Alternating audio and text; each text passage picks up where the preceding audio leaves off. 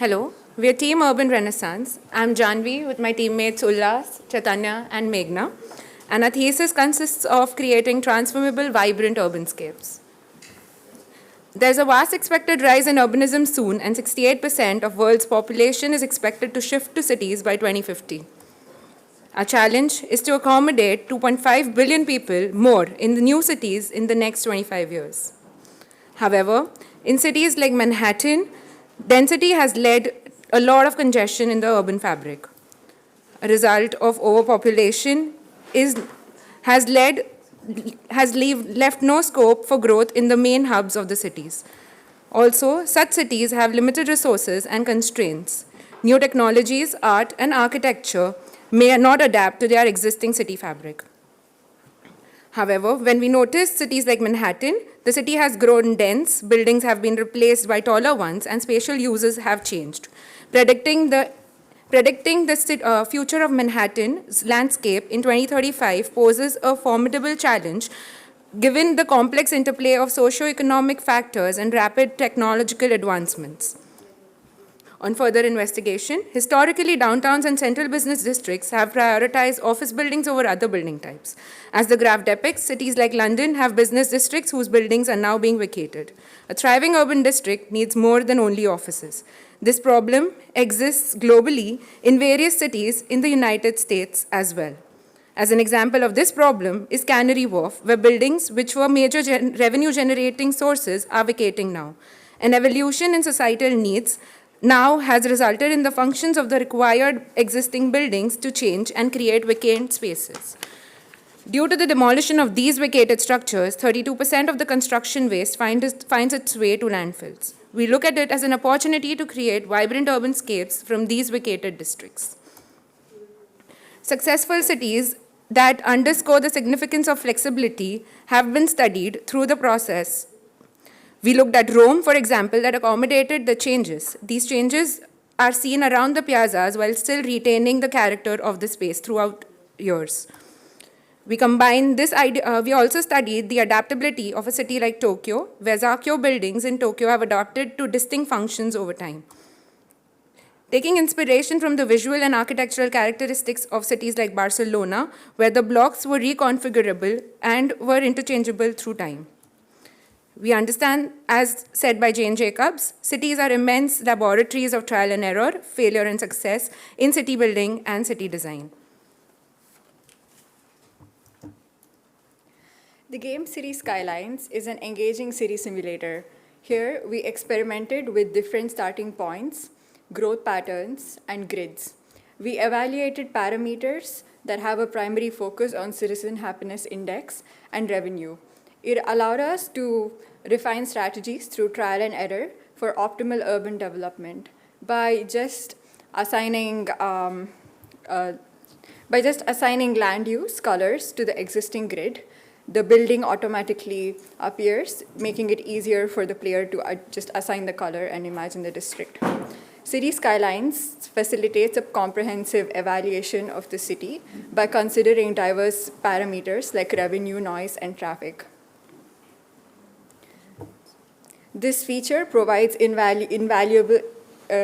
this feature proves to be invaluable in refining city design strategies and enabling a more thoughtful and effective urban planning process. A unique feature in the game simulation is the agent prompts. They convey the requirements of citizens to the player. Through this, they enable necessary changes to be made to the city by the player. And they behave as a representative of the city's success. However, we recognize that this agent-based model can be blind to other perceptions of the city, such as the evaluation of architectural spaces. We attempted to build a model that can analyze these perceptual qualities. Through quantitative data, qualitative judgments were analyzed in path mapping and city grid generation. Our research broadly focused on creating reconfigurable, vibrant urbanscapes to adapt, and it broadly involved trial and error, perception agents, transformation, city growth simulation. So we took inspiration from city skylines and saw the importance in creating an engaging city simulator that includes scope for trial and error, but it lacks the ability to create visually appealing buildings and falls short on realistic city decision making. Diverging from the single-player decision-making model of city skylines, our approach involves the engagement of 4 stakeholder representatives: residential, office, commercial, and city cooperatives to create a dynamic and mutually beneficial win-win scenario. We've enhanced the conventional 2D land value simulations with 2 important dimensions. First, by incorporating height, we bring precision to simulating land value based on decision making. And second, the element of time is seamlessly woven into depicting programmatic changes within the evolving urban fabric. Our system also promotes the idea of growth over time, which can thus be evaluated with various parameters to achieve the most efficient outcome. Also, to promote the idea of reconfiguration and transformation, we aim to create voxels that allow changes over time. And another innovation involves to discover geometries that can replace these voxels.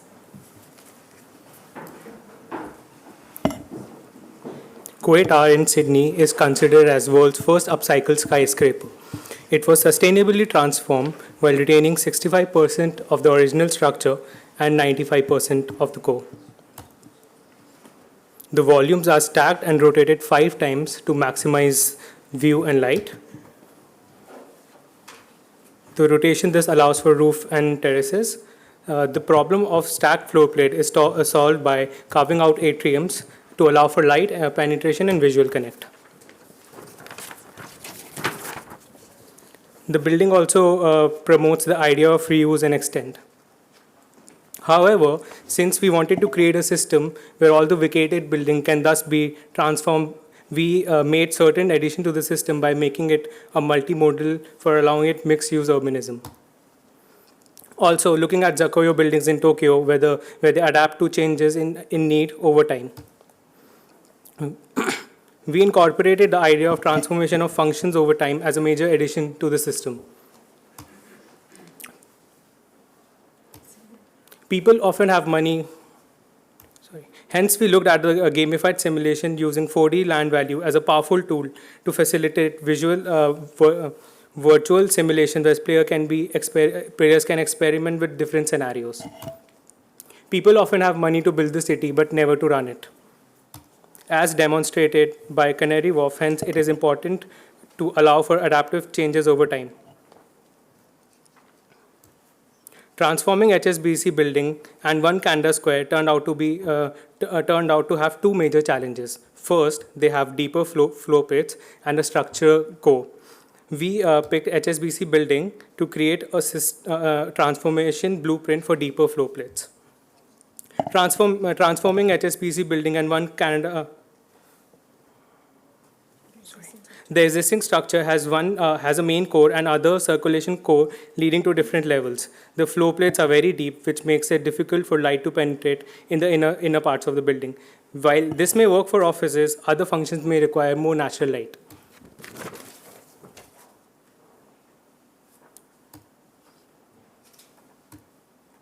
We understand that the growth of a district is a dynamic system in a simulation, where every decision made by a player opens up a various possibility of choices for the next turn. Another important consideration is the core size that changes at 3 levels as indicated. This provides us with the opportunity to have larger voxels on the top floors from 34 and above, and the lower floors would have voxels along the periphery. To cater to this problem of deep floor plates, we carved out atriums in the existing massing using strategies of twist and rotation. The objective was to minimize the atrium carving, maximize the usable floor space, maximize light penetration. However, in this approach, a lot of spaces was wasted in the carve-outs. Hence, we started to create carve-outs based on different facades with different strategies. We have cataloged possible configurations on each facade. A combination of them would aid in generating the 3D voxel placeholders.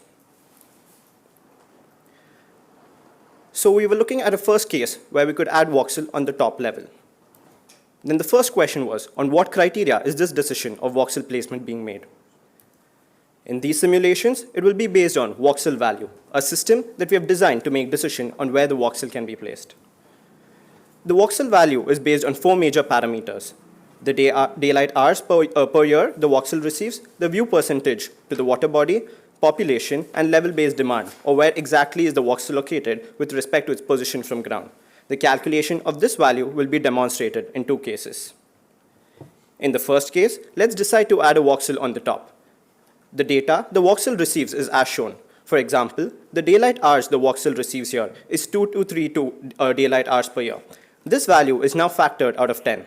Similarly, the view percentage, population density, and the level-based demands of the voxel have been calculated, and the respective factors are demonstrated. Once all the factors are being derived, an average of these 4 values is considered to derive at the voxel value. In this case, the voxel value of the topmost voxel is 9. In another scenario, let's decide to add a voxel at the bottom. The data the voxel receives here is different based on its location. The daylight hours it receives here is 1077 daylight hours per year.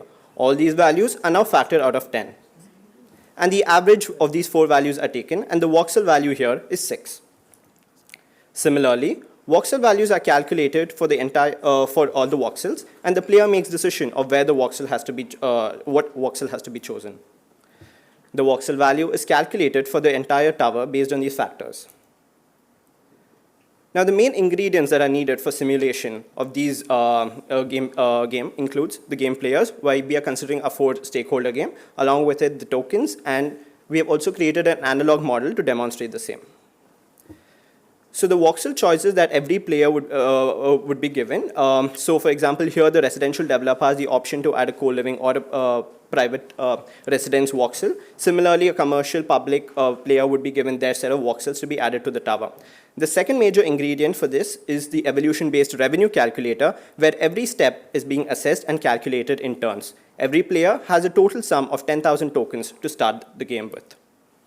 In the first simulation, the game is started by the residential developer, and the office, commercial, and public players play out in turns. As each player adds the voxel into the tower based on the voxel value, the revenue is being calculated, and automatically it affects on the balance each player is left out with. Hence, in this case simulation, is played with a ratio for every 1 voxel of residential when 1 voxel of office is being added. In the next simulation, the game is played with a ratio of for every 2 voxels of residential when 1 voxel of office is being added. The remaining parameters of growth are kept constant as the previous simulation. In the third simulation, the game is played with a ratio of 1 voxel of residential to 2 voxels of office. Once these simulations are being completed, it will be evaluated based on a performance matrix criteria, which includes 4 parameters of evaluation based on the quantitative data. Next, the net population calculated, the total number of voxel count, the revenue generated, and the remaining balance after the game is played out with 10,000 tokens. Now, these 3 previous cases that were being played are now being evaluated based on the performance criteria. We discovered that when you have a ratio of for 2 residential to 1 office, the net difference between the players is minimum, and therefore it creates a favorable win-win situation between the office and the residential player. Next, the qualitative data is evaluated based on the previous defined factors. The average sunlight for these voxels is calculated, and it remains same in these cases because the overall massing is the same. Similarly, for the view percentage to the water body, the total population of tower, and the level-based demand. So here, the level-based demand is maximum for the third iteration. Based on these qualitative and quantitative data, case 2, where residential 1 for 2 residential to 1 office is evaluated, is considered to be the favorable win-win situation. Multiple iterations within this framework of HSBC are now explored. Each iteration is played with different start points, and the game is being evaluated and grown within the framework. Each iteration can also be changed into another iteration to create a dynamic, changing interior urban environment. Evaluating every iteration, the most feasible iteration is chosen among them. This system now becomes a blueprint to create multiple dynamic building metropolises. So here, the system is now being deployed on multiple buildings over time, from now to a span of 2050, as demonstrated. to create our transformable interior urbanism within districts to create these vibrant spaces.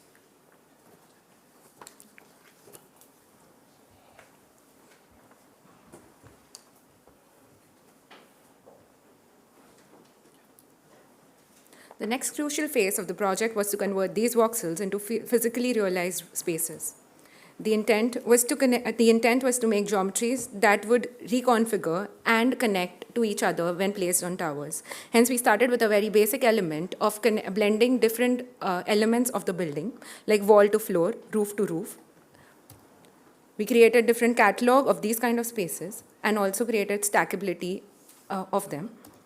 However, one of the significant challenge in providing geometries to the existing building is the arrangement of stacked floor plates, and our proposal addresses this issue by carving them diagonally inside the building. This approach not only introduces natural light, but also fosters visual connectivity and facilitates seamless circulation between diverse functions.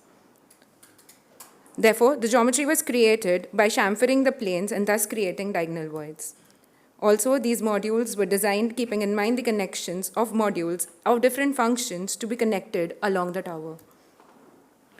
We tried various permutations and combinations of these geometries to be replaced on the tower. However, these larger chunks proved to block light inside the building.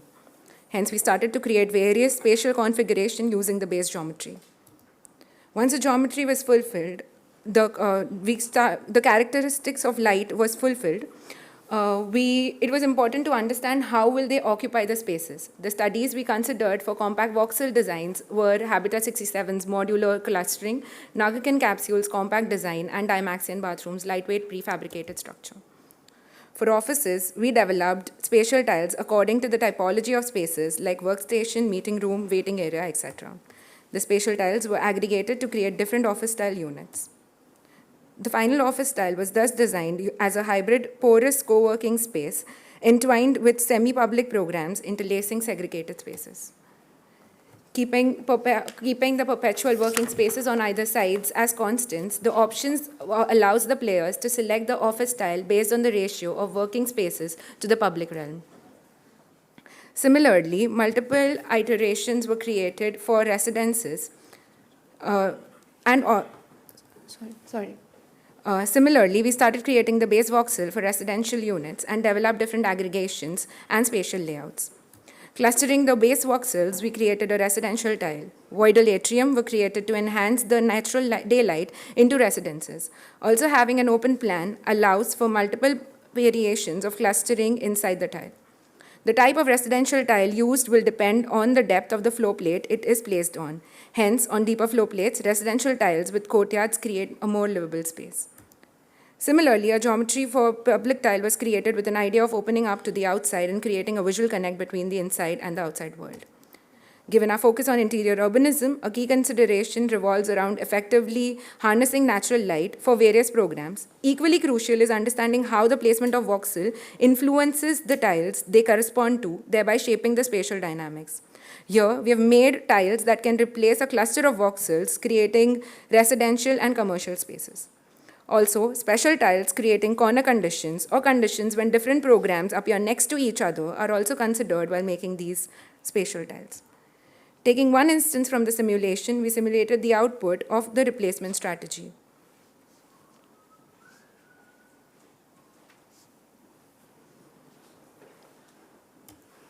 Once all the tiles are replaced, the tiles adapt to the existing structure and also similar public programs are connected. Multiple simulations could lead to various outputs and thus enable the process of trial and error into visualization of spaces. Dealing with an existing structure or addition to the building had to be done with minimal changes to the existing. Once the voxels are replaced, the areas that require alterations are identified and certain modifications are made to the existing structure to carve out space and accommodate the new design. Retaining 60% of the existing structure, the new design aims at demolishing minimal parts and yet creating diagonal voids for light inside the building. There is also a scope of extension on the ground and connecting different buildings that go through the same process. Creation of sky bridges and activating the public realm becomes the sublayer of the simulation. So the blueprint enables the player to be able to pick any building use. When the voxel is chosen, the tile type appears, and it's possible to pick between different analysis factors like daylight, view factor, etc. So a different tile can be chosen to compare these values. So it's also possible to view what the voxel would look like. So in the end, the player sees that the best value is gained from the office building, which is the rating of 7 on 10, and hence that becomes the final choice. It is crucial to believe that residences and commercial on the same flow. Hence, to understand the working of the design, we started detailing the flow plates with residential zone. Similarly, the co-working clusters were also aggregated on the tower. Here, a sectional view of the flow plate with co-working and residential tile to show the circulation and aggregation. An interior view showing a common sit-out space.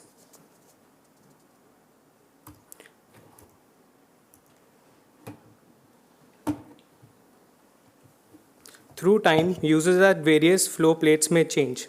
When an office tile must be converted into a residential tile, the flow plates are first carved, then the models from the office tiles are rotated and recombined to create a different spatial character for residential tile. To achieve adaptability, interiors in existing spatial tiles are swappable. There can be an insertion of studio, 1 bed, 2 bed, and so on interior aggregations.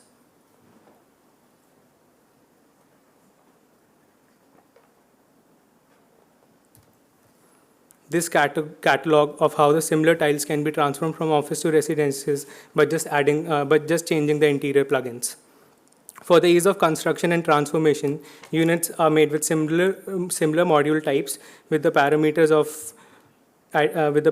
of addition and rotation. Shown here are the versatility of public tiles. They adapt to different plugins being made. Similarly, by just adding a few elements, the function and the use of the tile also changes. This co-working tile can be reconfigured into multiple different spaces and is customizable.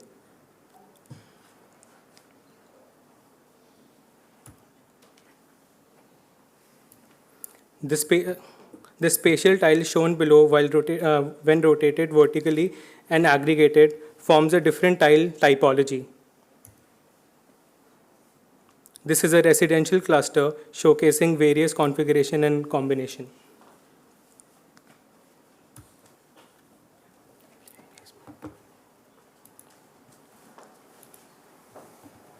Shown here is the circulation of a residential cluster and how each residences is circulated and how we can reach two different places.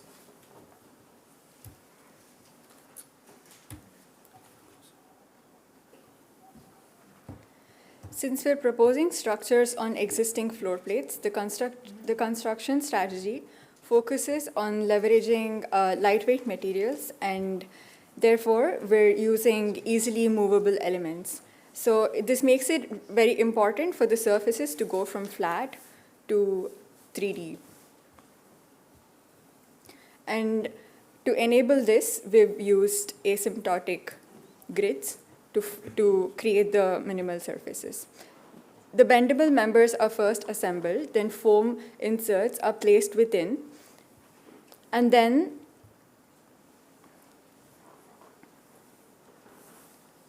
it is lined with timber or metal sheets. This is the module that can be combined to form a different cluster. So being lightweight and bendable allows them to adapt to various curvatures. Since the interiors are swappable, they can easily be removed and swapped with new interiors.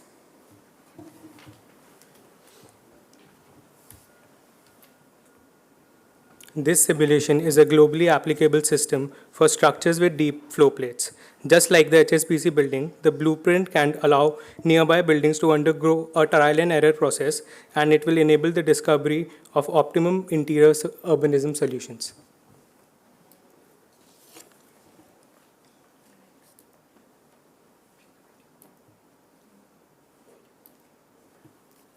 We would like to thank everyone who helped us during this process.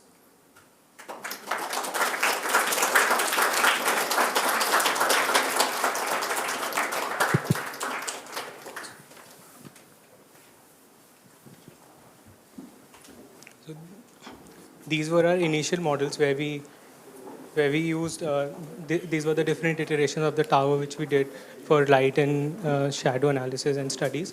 And this was an analog gameplay model which we created where we can use tokens, and we have these blocks which we can place and create different versions and iterations of it. And these are the different iterations of the towers which we created, and we did light analysis to select which outcome was the better one. And this here is a sectional model of few flow plates which describes like how the residential clusters and different clusters are placed. This here is a residential clusters which showcase how these elements can come together, and they are all swappable, so we can place this next to here, and this can come elsewhere.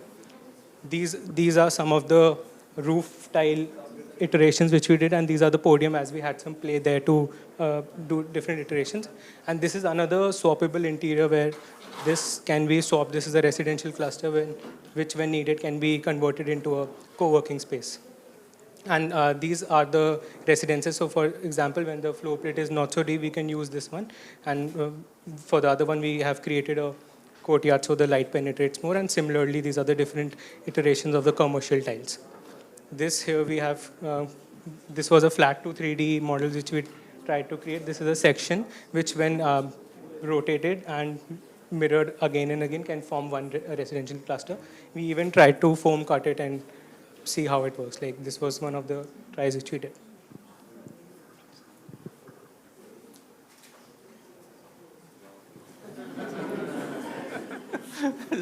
Still need a first?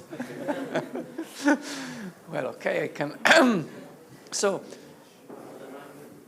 does it work? Good. Congratulations, I think, for tackling a colossal problem, which is already a big problem, and it will become bigger and bigger because it is the elephant in the room. We are surrounded by high-rise office towers we don't need. And since you have been following, I presume, the discussions, you may have noticed that there is a curious and meaningful discrepancy between the American and the British approach. Almost every day in the New York Times or the Wall Street Journal, there are articles on what to do with the empty offices. The mayor of New York has created a consultancy to provide ideas to the city of New York because Midtown Manhattan is empty. And most of these buildings, even when they are partly occupied, they do not bring in enough revenue to service the debt upon which they were built. So at some point, the financial logic will impose to destroy them or to recycle them, which is the problem you are facing. Now, in America, there is this discussion. In London, it's the opposite, because for ideological reasons, the corporation of the City of London is insisting that they will build, in the next 10 years, more offices than they ever built. And the government of this country is insisting that this is the right thing to do, because we all like to work in an office, and we love commuting, and we cannot live without commuting to the office 4 hours every day. This is the assumption. So I think that is wrong, and at some point that will end into catastrophe. So it is good that schools of architecture start to tackle what is going to be a major professional business in the course of the next. So someone has to come up with ideas. Talking about ideas, you have many and good ones. The idea of having this computation of modules to design the program of the mixity of function is interesting. I think that you're not going far enough if you really want to recreate the complexity and the mixity of function in a vertical space, take as an example an horizontal model, the medieval city, which works well in a pre-industrial environment, but then you should integrate production, which is today possible. You cannot put an assembly line on the 50th floor, but a robotic microfactory can be on any floor. And then think also of agriculture, because some degree of urban breeding and husbandry, there is something that can be grown, particularly in a big greenhouse on the top. So production, manufacturing, and even agriculture are to some extent conceivably possible, can be included in the program. Now, what I think, for the little I know of this thing, for what I read, the major stumbling block is not so much programmatic, it is structural. And here I don't know to what extent you have studied how flexible these structures are. What I read is that they are not flexible at all, which is the main reason why people don't know how to play around the problem. The HSBC tower is steel, I presume, so there is not much you can. I don't know if you can do any of this. You cannot, just cut a beam and put something in. So it's a good idea, and more, it's good that you're breaking new ground. So for that, I'm very happy. Coming up with practical solution, the one who finds it will win the Nobel Prize. So I can choose that.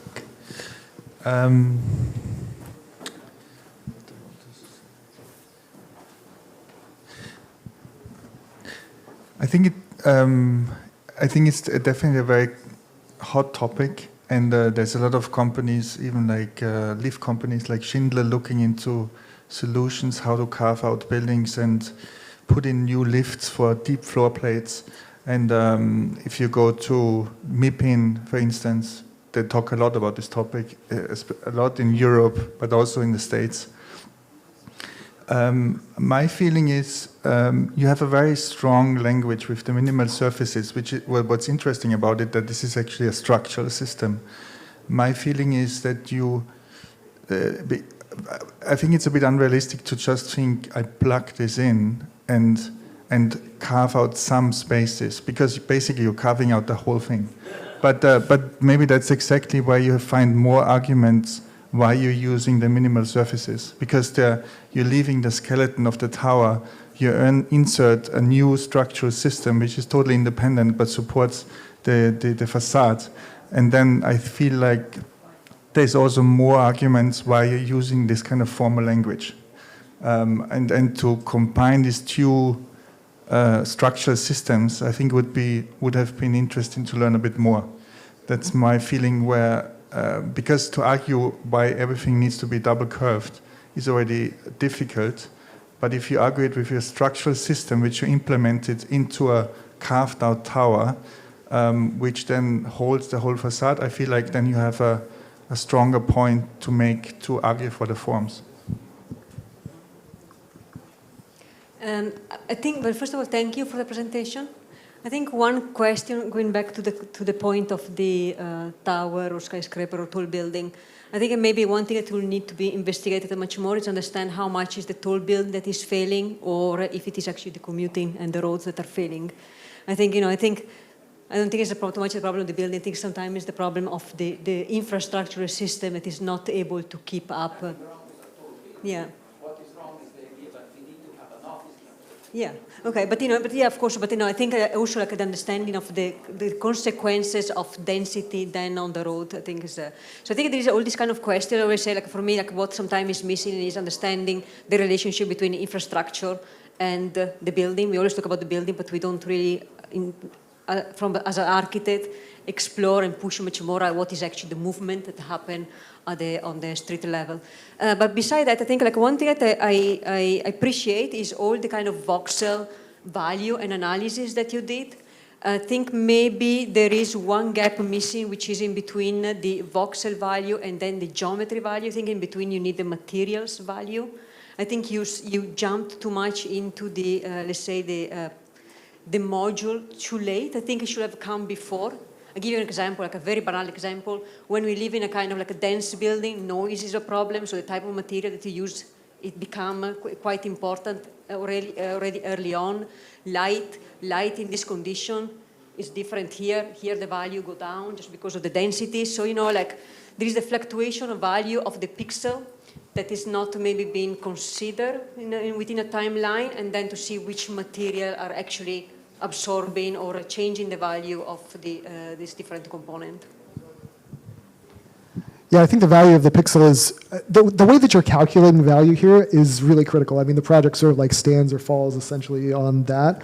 And, a little bit like we talked about the possibility that, water might be one of the stakeholders in this process, I think there's a cost in terms of material and in terms of sort of construction in proposing an alteration of the building, which is too extreme. So I think that's something that's essential to integrate into your cost function.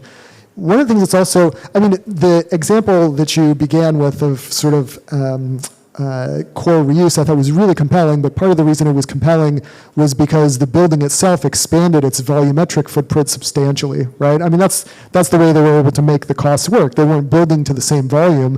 In fact, they increased the volume by 2/3 or something like that. And here, not only are you sort of like restricting yourself to the existing volume, but in some cases you're omitting voxels which could provide value. And the minimal surfaces, there's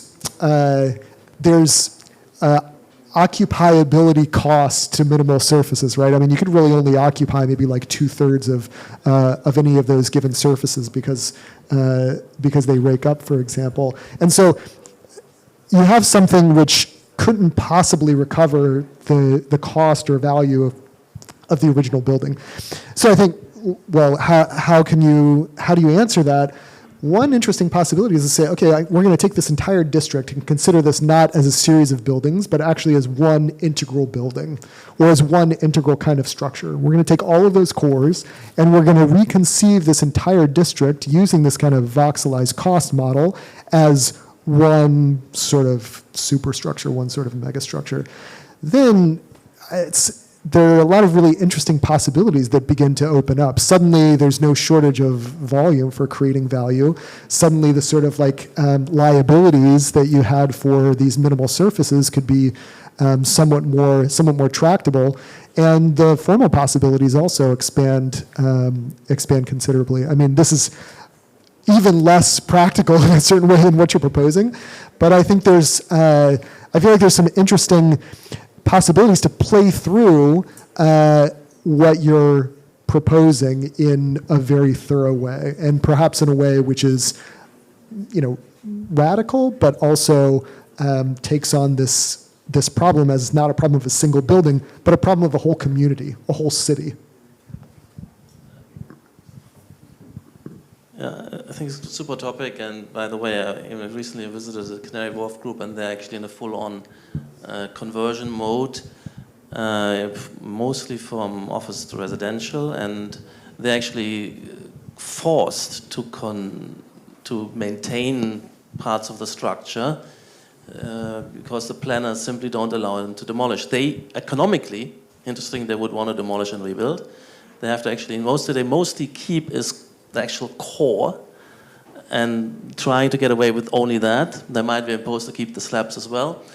So there is this, which is obviously the embodied carbon thing, which becomes a political, ideological thing as well as an environmental thing. So but definitely the reprogramming is totally underway. So that's really true.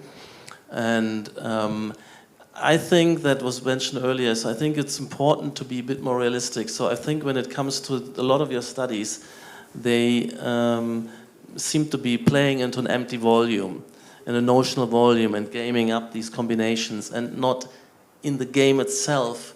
You haven't integrated the fact of the existing slabs, and that there is a move of carving, and that is a cost. And I don't agree with Andrew that this is always a negative in terms of overall value, because you do have you can take out some floor space and generate an overall total add-on. That's where all office buildings, or headquarters in particular, have a lot of void spaces and atria, which we always do in all our buildings, and we get away with inverted commas.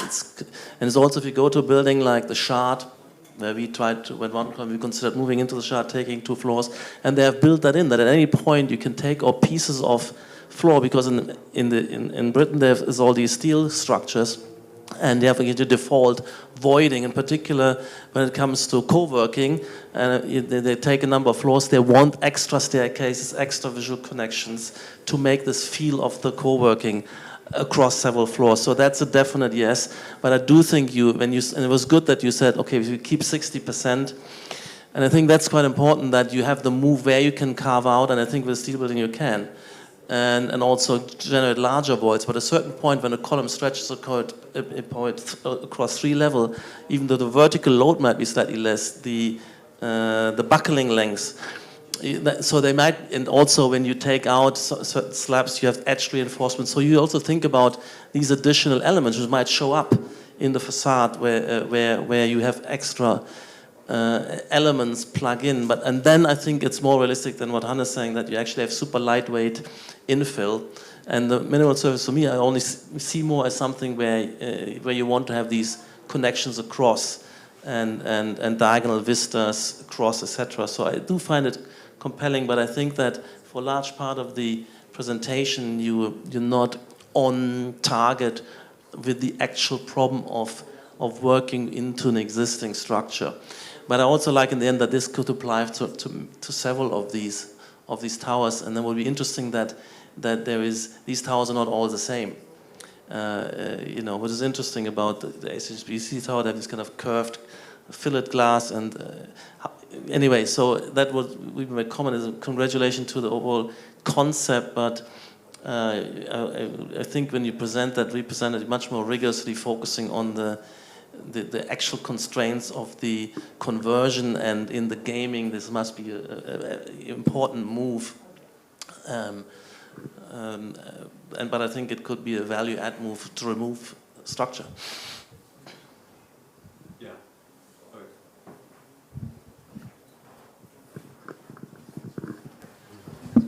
Okay.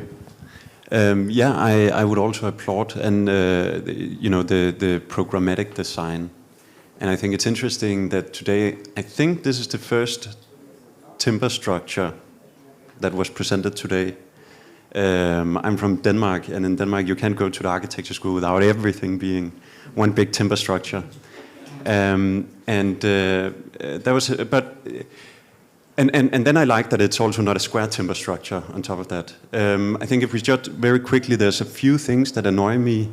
I think the way that the columns touch and penetrate through the curve is a little lazy, because it doesn't really react to the columns, and I think that's a little odd. But I think that it's a very sympathetic idea, and I agree with all the other comments that it's a relevant topic. I think the entire voxel game is interesting to inform an architect to make a decision. I would not make a decision based on only 4 parameters. I think there's this mathematician in Hong Kong that does like horse race betting, and he's developed this algorithm to predict which horse will win. And I think he has 73 parameters, right? And here you are trying to simplify something as complicated as life in a building down to 4. That being said, I think it was rationally explained. I was a bit confused whether or not how the structure, the timber structure, how it was structural, if it was structural, when it was not structural. So that confused me a little bit. And the last thing, and I actually like these kind of renders, but the last thing is I see you have this glass structure building, you have this wooden core.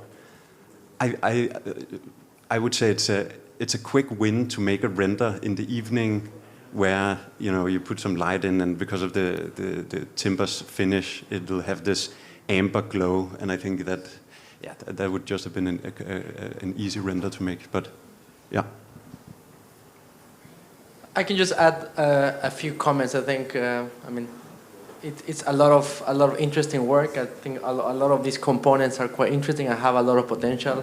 That's what Hannes was saying structurally, or the usability of this. But I think my main comment is around that, in a way, what Patrick touched on is that the negative space should be one of the fundamental drivers, I would say, right? I think it's not only that we try to erode here and there. You need to show that if you erode, then those boxes create a completely different value, completely different condition. Or why do you want a voxel next to a side atrium, facing this direction, facing another orientation? I think there is no relation of where you cut to where you see, how you use it, how you bring people into that space.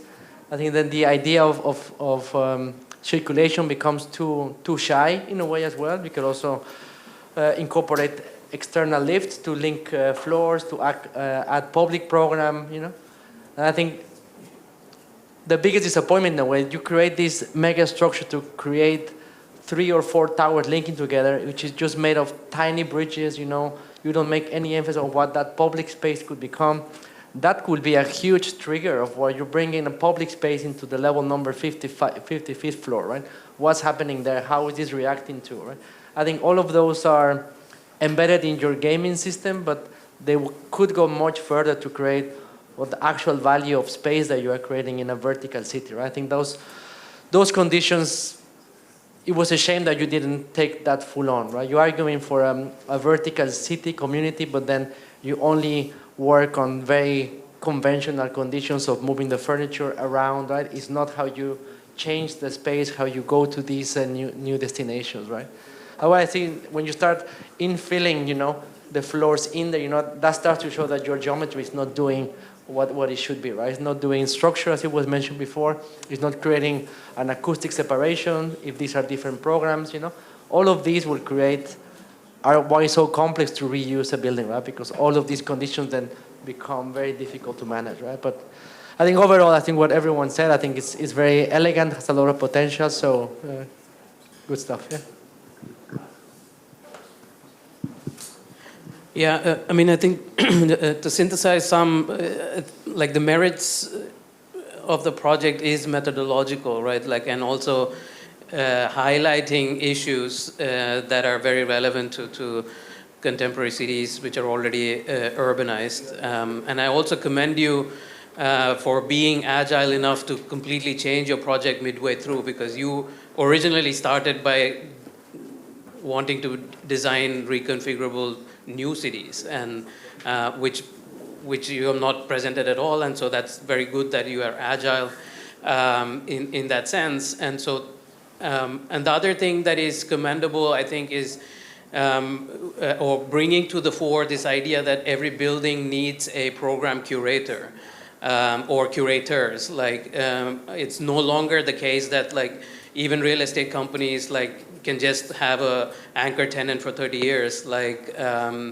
Every building needs an active agent constantly reprogramming things, and which we noticed in our studio trip to Rotterdam, and we hear about every day from cities as diverse as Calgary to New York, that buildings need a program curation, and that curation is driven in some part, at least by, or most part, by trying to be attractive to end users. And trying to incorporate that part, or at least conceptualize that into a computational framework, I think is one of the merits of the project.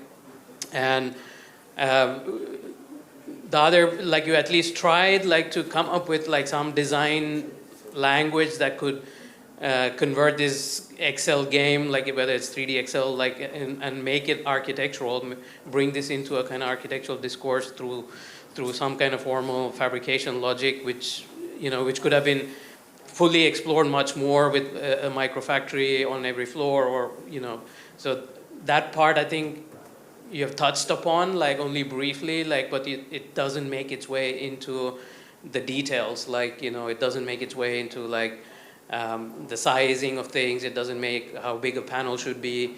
The tectonic is not fully reflective of these aspects, but nonetheless, it is commendable that like you try to address that topic. And and also the design of the programmatic tiles.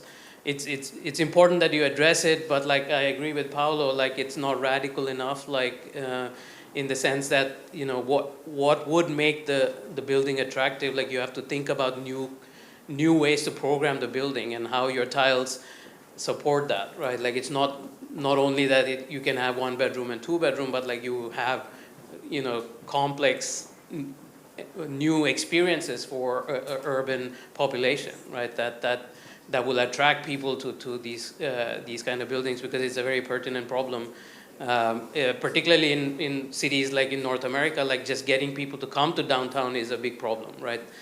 Maybe London doesn't have that huge problem. So you have to design engaging spaces, and in that sense, it doesn't go far enough. Like in that, like these individual spaces are somewhat generic. But anyway, like I'm very happy with like you having tried all of these things, bringing to the fore topics that are very, very relevant, and suggesting a methodological approach, a computational approach in year 1 of this agenda. I think I'm very happy for the efforts that you have done, and I thank you for that agility that you've shown to change your project midway. And also you hinted upon this kind of agent prompting and so on, like as future. Yeah. Yeah, so that there's also lots of things that we can pick up on and like run with in the subsequent years. So thanks again.